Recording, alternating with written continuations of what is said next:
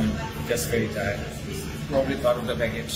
গত কয়েকদিন ধরেই বেশ আলোচনায় তিনি। বিশ্বখ্যাত প্রতিষ্ঠানে দামি চাকরি, সিঙ্গাপুরে উন্নত জীবনযাপন, কিন্তু নোবেল জয়ী ডক্টর ইউনূসের একটা ফোন কল, ব্যাস সব ছেড়ে এলেন বাংলাদেশে।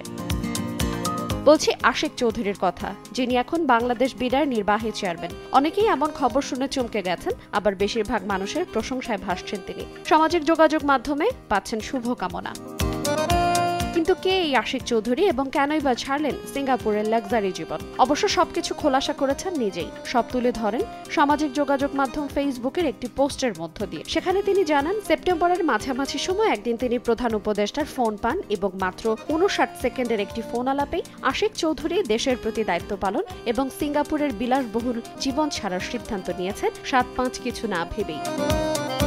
বর্তমানে বাংলাদেশ বিনিয়োগ উন্নয়ন কর্তৃপক্ষ বিডার নির্বাহী চেয়ারম্যান হিসেবে কর্মরত আছেন আশিক চৌধুরী। গত সেপ্টেম্বরে তিনি এই নিয়োগ পেয়েছেন এবং যোগদানের তারিখ থেকে পরবর্তী 2 বছরের জন্য কাজ করবেন বলে চুক্তিবদ্ধ হয়েছেন। এর আগে আশিক সিঙ্গাপুরে ব্যাংকিং পেশায় নিযুক্ত ছিলেন। 2 সন্তানের এই জনক নিজের পরিচয়টা গড়ে তুলেছিলেন একজন স্কাই ডাইভার হিসেবে। 41,000 ফুট উঁচু থেকে লাল সবুজের পতাকা হাতে ঝাঁপিয়ে পড়ে করেছেন বিশ্ব রেকর্ড এবং নাম লিখিয়েছেন গিনিস ওয়ার্ল্ড রেকর্ডের তালিকায়। আইরিন আয়াত, সময় সংবাদ।